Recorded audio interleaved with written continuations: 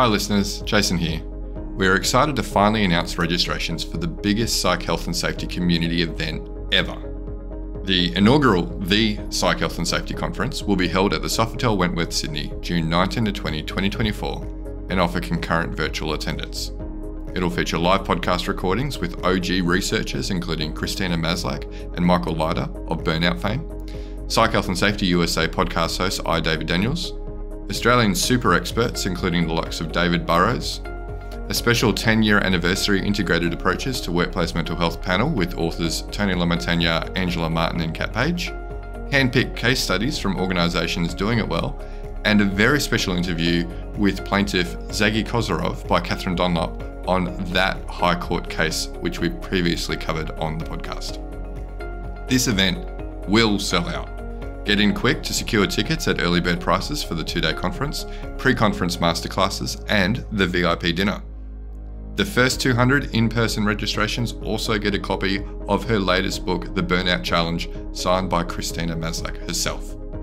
Find out more and register at www.psychhealthandsafetyconference.com. Now, on to this episode. While discussing psychological health and safety is a new concept for some, the act of people standing up for themselves and their intent is not new. We'll talk with a college professor, healthcare administrator, author, and immigrant about standing up and the challenges with doing so. Up next on this episode of the Psych Health and Safety USA podcast. From Flourish DX, this is the Psych Health and Safety USA podcast. As workplace mental health has become a global priority, there's a greater focus on addressing psychosocial hazards. Each episode, we look at psychological safety from an occupational health and safety perspective. Let's talk Psych Health and Safety. Welcome to this episode of the Psych Health and Safety USA podcast. I'm your host, Dr. I. David Daniels, and I want to thank you for tuning in. Each week, we seek to increase awareness of the importance of psychological health and safety by learning from the lived experiences, research, and expertise of our guests, as well as advocating strategies to reduce harm and minimize vulnerability to psychosocial hazards in the American workplace. So, given that a psychosocial hazard is a psychosocial factor that's perceived or experienced by the person exposed as a threat that motivates them to behave in a particular way, it stands to reason that people from various cultures experience the workplace very differently based on their cultural experience. This is particularly true when the person is born outside the community where they work, and could even be more challenging when they're born outside the country where they work. While this tendency to see the workplace as a place where people need to fit in or conform to be successful, these efforts, sometimes even by the organization to get people to conform to a particular model, can be challenging based on a person's individual and cultural view. So in this episode, we're going to talk with someone who's been able to triumph both personally and professionally in situations and circumstances where it was not necessarily as psychologically healthy as it could have been, based on a combination of all kinds of things. And she's been successful based on her own personal determination and an abiding faith tradition. So let's get started with an introduction of my guest by my guest with this question. So who is Dr. Enoh Ukpong? Dr. Enoh is a Nigerian American. I came to this country from Nigeria in 1979 as a foreign student. After going through childhood abuse, I knew in my early age the significance of freedom. So I decided that the only way that I could get my freedom was to have a good education. That was what pushed me to find my way all by myself to the United States of America. I was admitted to Anna Maria College as a foreign student. I got my bachelor's, my master's from Anna Maria College, and then my PhD from Columbia Pacific University in 1989. Enoh Ukpong is married, happily married, with 3 grown children and 3 grandchildren. I have worked in almost every area in healthcare. This is my 49th year in healthcare. So I have been there, done that. Leaning on the Lord has led me sometimes when I don't even understand. The Lord has always been there to guide me.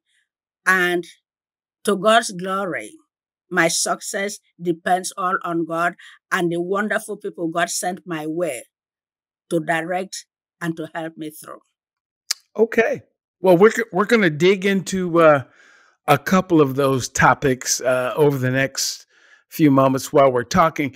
Another standard question I ask folks when they come on the podcast is, what does psychological health and safety mean to you? When you hear that, what comes to mind when you hear that statement or that set of words?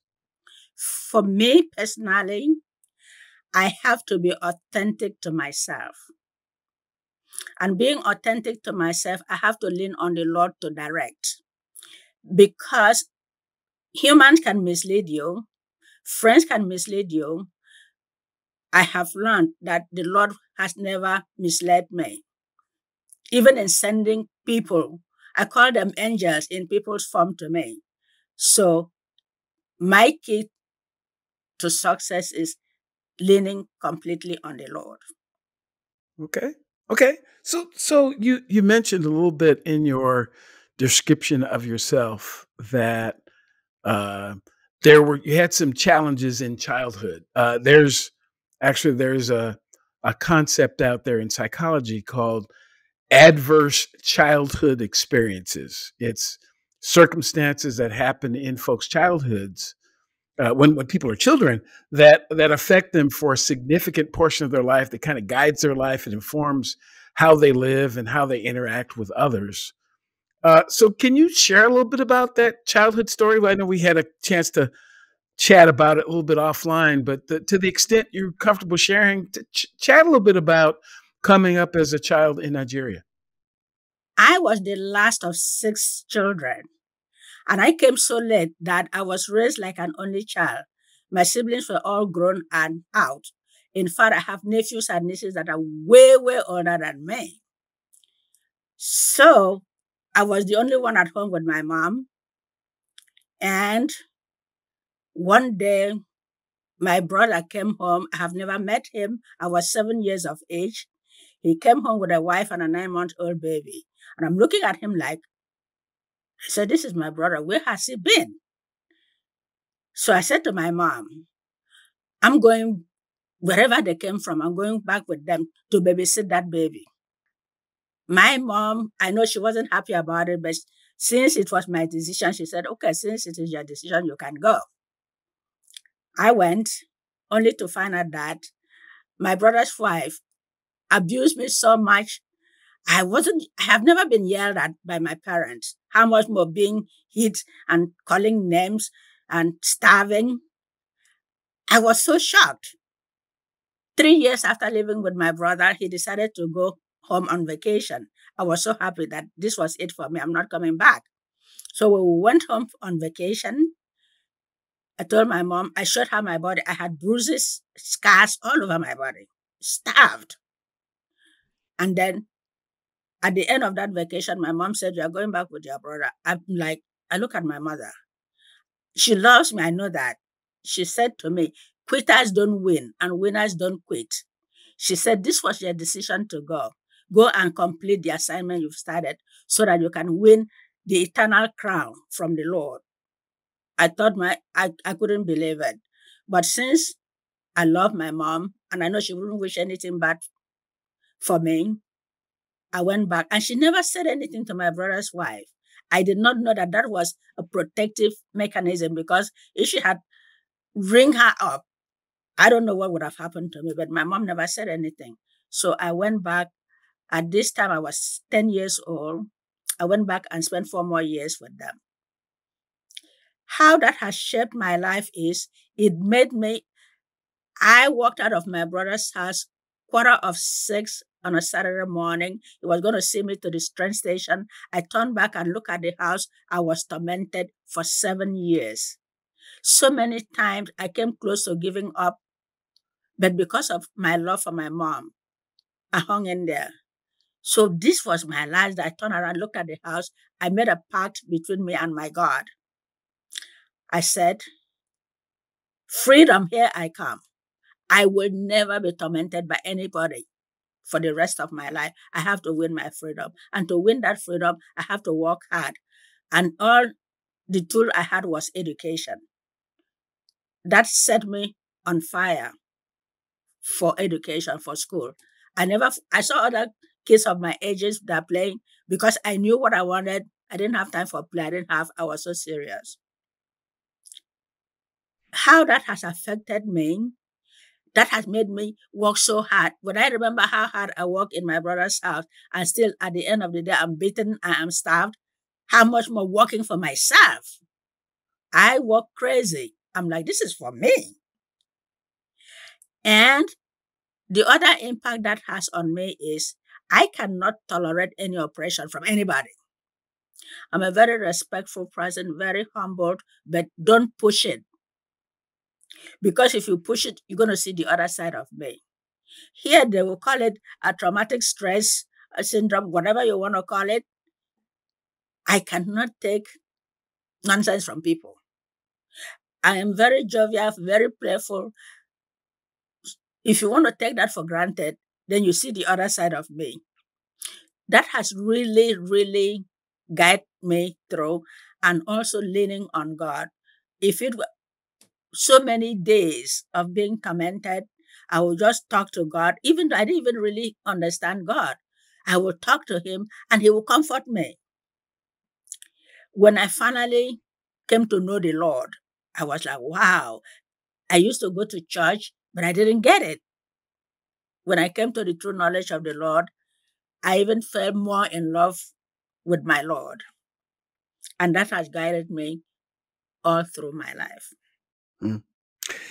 Yeah, there might be some who wonder what is the connection between psychological health and safety and what happens in people's childhood. And here's the connection that I'll make is that when people come into new environments, whether it be work, whether it be school, whether it be a club, whether it be a new family, uh, you have no idea what they have been through to get there.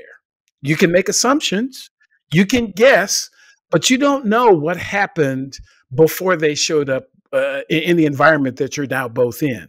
And again, I think sometimes folks, they discount what's gone on in people's lives before.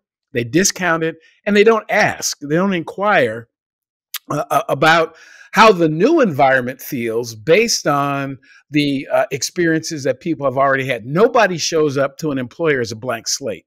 Nobody. Nobody. That is correct. Nobody. People have experiences. They have things that have happened. Some things that happen before you get there, you'll interpret as positive. Some you'll interpret as negative. But all of that. So when we talk about the concept of psychological safety, it's bring your whole self to work, and we want you to feel free to express yourself. Well, I'm at the point now where I'm having this conversation with people that I'm not sure that every organization is set up for that.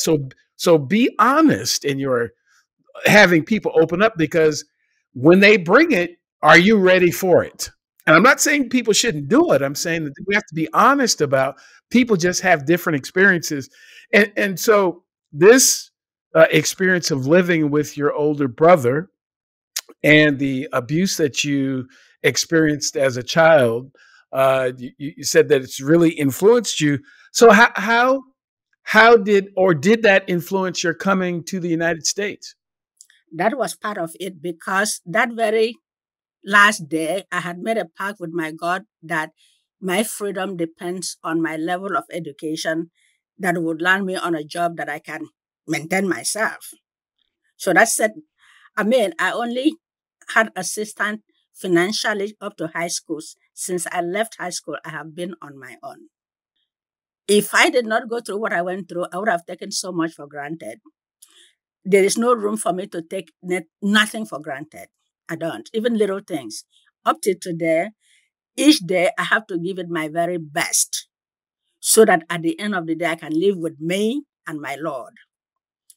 If I put my head down right now, I'm going to fall asleep because I have given my best. Right. So again, how did the coming to the United States, how did that work? Did someone send for you, or did you come on your own? How did that work? I came to the United States in 1979 as a foreign student to Anna Maria College. I had no idea where I was heading to, what to expect. But since I got admission, I was on my way here. I've never been to an airport. The first time I stepped foot in an airport was on my way here. And when I arrived, I was shocked to see how cold January was.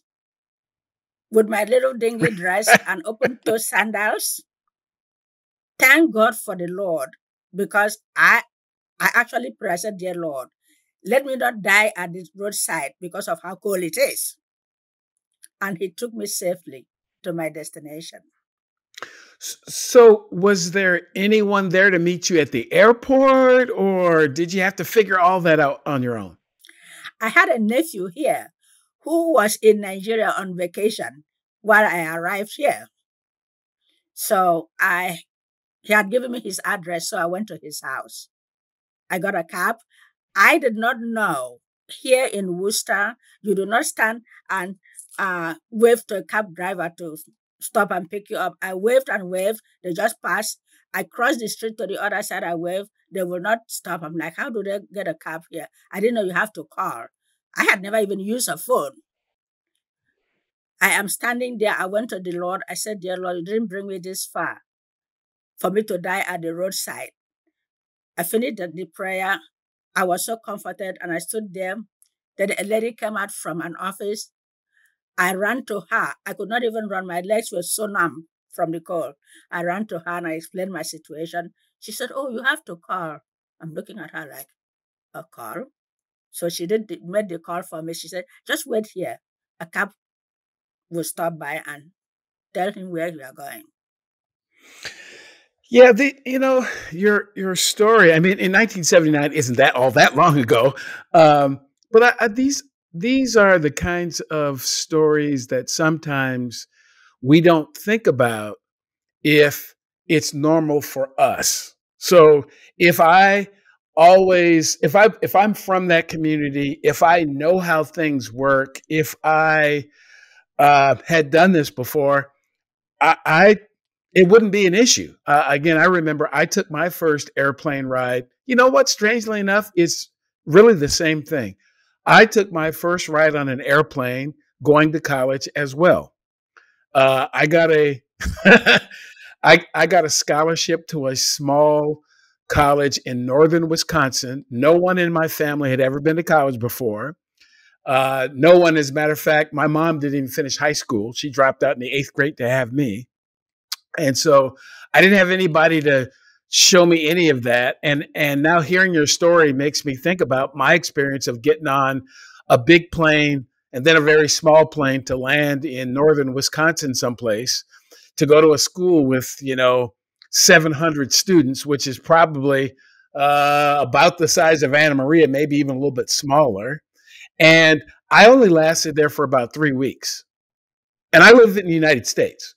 But I only lasted for about 3 weeks because I didn't, this would have been, as a matter of fact, about the same time that you came to the U.S. But I didn't have a way to get my needs met. I had no idea how to do this. So don't feel alone in your experience. Amen to that. That is why it is good to share. When you share, you realize that you are not alone. Right. So again, you get accepted to Anna Maria College. You attend there it sounds like you were there through your master's degree. How did you decide what you wanted to do professionally? Oh, I was already a registered nurse and a registered midwife in Nigeria before I came. Oh. I just wanted to continue in my professional pursuit. Mm-hmm.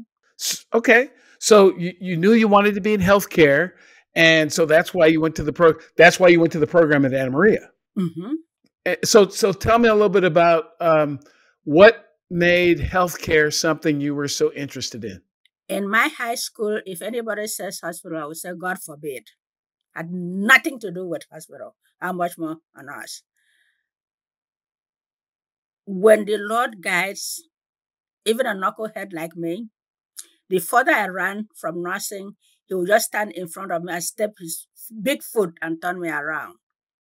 In my book, Joy Comes in the Morning, I wrote about how I never could have imagined me being a nurse. My brother decided that nursing was for women. I should go for nursing. I was like, yeah, right. And even when I finally ended up going into the nursing school, because it wasn't my choice, I was there for 3 months, and I told the director of the program, I said, my brother forced me. I don't like nursing. I'm out of here. And she said to me, she was shocked. And she said to me, did you pay your tuition? I said, no, I kept it so that I pay my way back because I never liked nursing. She picked me up, hugged me, and started praying. I'm like, oh, dear Lord, we are going to God. I didn't like that. After the prayer, she said to me, I will not let you go. She said, even God in heaven will blame me if I let you go. She said, you are too young. You don't understand. She said to me, stay 6 months. After 6 months, you have an idea of what nursing is about. And then come to me. I will let you go then. That was not what I expected. I was late going to the school for 2 weeks because I didn't want to go. So when she said that, she said to me, where did you put your tuition? I said, at the right-hand side of my suitcase that was packed, ready to leave the following day. I thought she was going to say, stupid, get out of here. When she said, I will not let you go, I was so upset. I started crying and running to my dormitory. I did not even realize she was following me. Immediately, I opened my dormitory door, hopped into my bed. I heard a knock on the door, which I didn't care. She opened the door, went straight to the right side of my little suitcase, took my tuition. So I had no means of paying my way home. This was on a Wednesday. Thursday, I didn't go to school. Friday, I didn't go to school. Saturday, she came to check on me. All my classmates thought I was sick. Yeah, I was sick in the head. So the following week, I went back to class. Thank God we didn't have to go to the unit. I went back to class, and shortly after that, I had a patient that made me understand what nursing was all about. That patient, I still remember her very clearly. That patient was a turning back for me in nursing. Do you need more psych health and safety in your life? Then head over to the FlourishDX Academy for several free on-demand e-learning courses. If you're an internal professional, follow FlourishDX on Eventbrite to register for any of our free fortnightly interactive webinars. Our flagship professional practice program is also exclusively available for internal professionals. The 12-week course blends theory, applied practice, and interaction with other professionals through live lectures and a monthly community of practice session. Find out more about all these learning opportunities or inquire about a bespoke in-house training at the FlourishDX Academy. www.45003.org. Now back to this episode. So something that you were basically forced to do that you didn't really want to do, ultimately you decided that you actually wanted to do it enough to come all the way to the United States to get more education.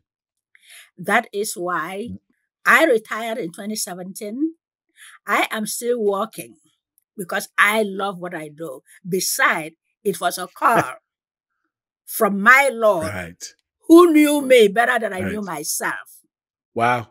That's a fascinating story. I think there are probably others who have similar stories about, things that they got into that they didn't originally like, but it kind of worked out for them because they developed a love for it. So you decided at some point. Now, nursing is one of those fields, interestingly, at least from, what little experience I have being around nurses, there's a lot of folks in nursing who pursue higher education. Again, and I didn't realize this, and I have to give credit, until I was at Anna Maria College. I didn't realize that there was a doctorate of nursing. I didn't know that. I didn't realize that there are nurses that are also doctors. So, and sometimes they get their doctorate in other things. So, what is it that motivated you not only to become a nurse and to get a master's degree, but to pursue a doctorate as well? How did that come about? Because from my childhood torment, I had made a conscious decision. I wanted freedom. There were areas of nursing that I could have stopped. I said, I have to reach the highest level. That was it. You just wanted to be at the highest level because you thought that would give you some freedom to be yourself and to do the things that you wanted to do in your career. It gives me freedom, and it also gives me opportunity to help so many people, just like I was helped. Sure. I go out of my way for my students and for my patients. I do not fool around with them. They are my joy. Mm. Yeah, and you again, we had a bit of a conversation. So what type of research did you do for your doctorate? My topic was patient view of their hospitalization. A lot of times we nurses, we see patients in bed. If you have never been a patient by yourself, you don't understand what patients feel like, what it feels like to be in that hospital bed. So that was I have never been a patient until I had my first baby. It was then that I realized, I was like, wow. In fact, in my book, I wrote that every nurse, every doctor, everybody in healthcare should be a patient at one point in their lives, because it will change their attitude and how they approach patients. So you actually did research on healthcare from the perspective of a patient. Yep. Wow. I had to interview people that have been patients to write my paper. Mm-hmm. Sure. And so you obtain your doctorate, and so what is there a particular type of or focus of your healthcare practice, or you're a general provider of all things healthcare wise? I am into so many areas. I do psych, I do maternity, I do med surg, I lecture full time. I feel all rounded. And any school I teach for me, it's a blessing for them, and it's also a blessing for me, because whichever area they need, whatever, I am there to fill it up for them. It's awesome.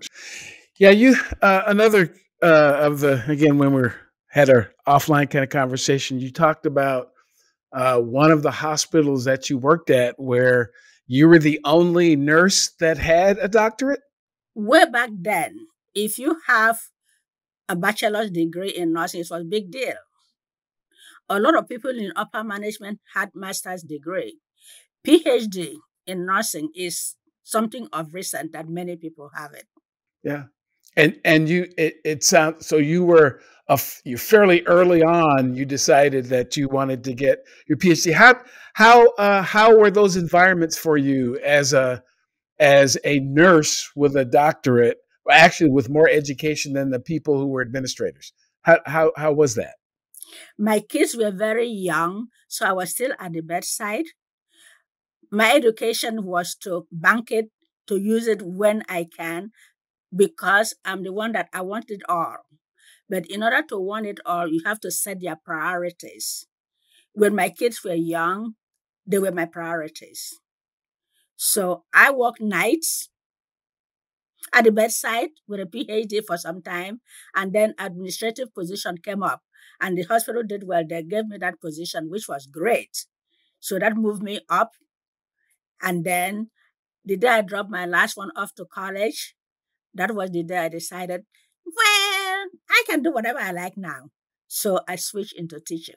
Wow. That has to be an interesting circumstance to be in, to be able to be now a professor, to talk to people about healthcare, and to be able to talk to them from the vantage point of someone who actually studied people who were patients. How do you share that with your students? I do. I'm a kind of professor that I bring a lot from my background and experience. There is no student that have gone through me. They always said, "Oh my God, Professor Ukpong, Professor Ukpong." People were there for me. For God to give me a platform to be there for others, I don't take that lightly. I don't take that lightly at all. I give them all. Most of my students have gone further because of me sharing experiences like this for them. In fact, today, one of them was saying she was trying to think whether she should continue right after she graduated with her bachelor's in nursing. I said, depending on your lifestyle, I would advise you to kind of continue because when you stop, it's hard to go back. So I shared with her, I never stopped. Once I started, I just went through. I finished this in May. In September, I'm starting the next one. I never stopped. Thank God my husband was very helpful. Without him, I wouldn't have been able to make it. But he was there for me. I will never forget those whose shoulder I stood on to get to where I am today. Right, right. So what was your experience like? Because again, you described coming to the country for the first time, had never been on an airplane, hadn't used a phone. So when you got into the workforce, actually, working a job here in the United States, what was that like? Because I'd imagine you were doing a lot of things that you'd never done before. How did the organizations help you, or was that difficult, or was it easy? Nobody had any idea where I came from or what my problems were. I never said anything to anybody. I arrived here on Saturday. On Monday, I started a job. I started working on Monday. I didn't have anybody that was going to give me 1 cent. So there was no waiting forward. I had to move it because I didn't want to lose it. Yeah, that had to be challenging, though. I didn't have time for challenges. All I know, I have my goal. Okay. Whatever it takes, I'm heading there. That's why I said to my student, always have a goal. If you don't have a goal, you can waste your time meandering around. But when you have a goal, face that goal, and when you get to it, oh, it's so sweet. So I also understand that you've written a book. So talk a little bit about your book. My book is titled Joy Comes in the Morning. It comes from Psalm 30, verse 5 that says, weeping will endure for the night, but joy cometh in the morning. After 7 years of weeping, I made a conscious decision that the rest of my life will be joyful. It doesn't matter how hard I work to get that joy. I did it by my choice, on my own terms. So that is the title of my book. In other words, I could have titled my book Triumph Over Trial. A lot of people, anybody, any age, will go through trials. What you do with that matters a lot. You could learn and grow from your trials, or you can look for a quick fix, which is alcohol or drugs that makes you spiral down the drain. But if you look carefully, learn and grow from your trials, it will always take you to higher grounds. I honestly believe if I did not go through the 7 years of pain in my brother's side, I will not be who I am or where I am today. For that reason, I'm grateful to the Lord. I actually went back to forgive my brother's wife and my brother, and I took care of them like my parents until they passed in 2018 and 2019. I helped them with their burial and everything. I totally forgave them, and it was such a big relief. How I used to be so angry. But looking back, that was a blessing. That was a blessing. As hard as it was. Wow. Wow.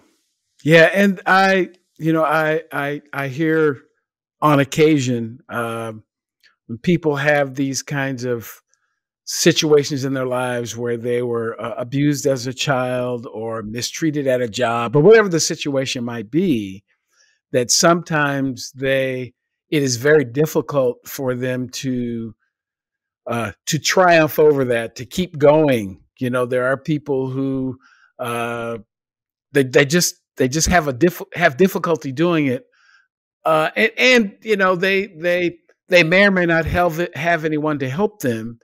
And I'd imagine you've come across people in those similar kinds of circumstances. So let's say I'm one of your students, and I'm struggling in your class and struggling trying to make it. What would you tell me as one of your students to help me to continue to go forward? Have been there for my students, not only in the classroom. I have gone into their families. I have saved so many of them. I've saved some marriages. I've done a lot for my students because the Lord has given me that understanding.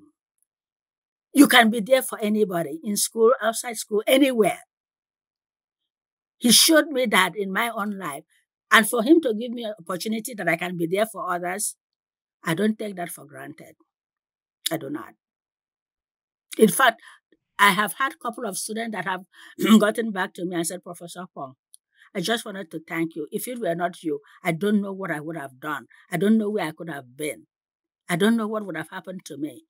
Because I'm coming from my own perspective of what I have been through. Seeing what the Lord has done for me.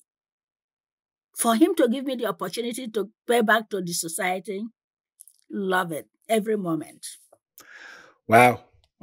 It's just such a fascinating story, and hopefully one that when people hear it, it gives them kind of encourages them that, even if life is difficult now, there is joy does come in the morning, based Amen. on the title of your book. Amen and amen to that. Joy does come in the morning. Yeah, absolutely. Well, so any closing thoughts you'd like to leave us with? Anything we haven't chatted about you wanted to share? My closing thought is, we are humans. That so many times we are weaker than we think. But if you know the Lord, that is the moment that our God shines, because he's always there. Sometimes he's standing right by us, but we don't know enough to tap into his wonderful love. People that don't know him, they suffer a lot more because they try to carry the burden of life by themselves. A lot of times it's too heavy. You lean on him, he will always carry you through. There is nothing that is impossible with our God. I don't have nothing to worry about. I don't carry nothing in my head, because I know wherever I am, he's there with me. He will lead, he will direct. It makes me have peace. It makes me I'm very cheerful. I'm very happy. I'm very thankful because of what I'm saying. I have seen his love for me. He's been there through thick and thin. Who else will I turn to but him?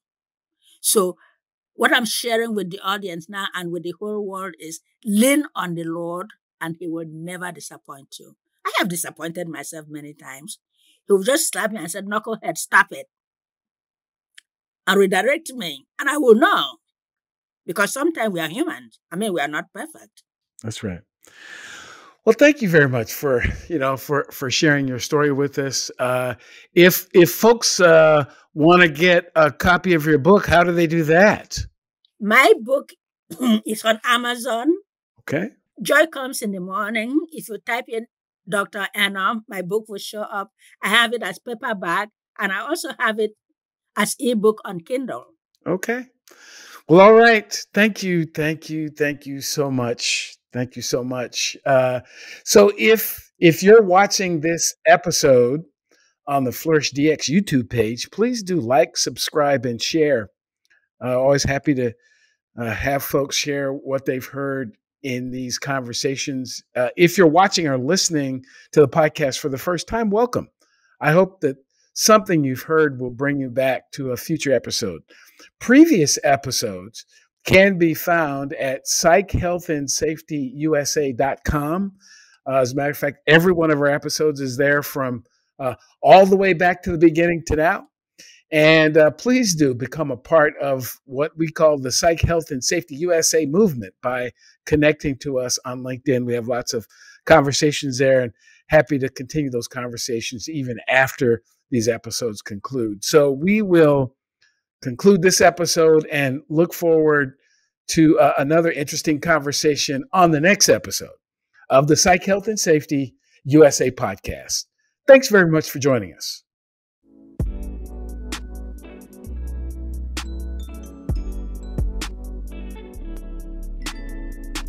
Tune in each Friday for new episodes of the Psych Health and Safety USA podcast.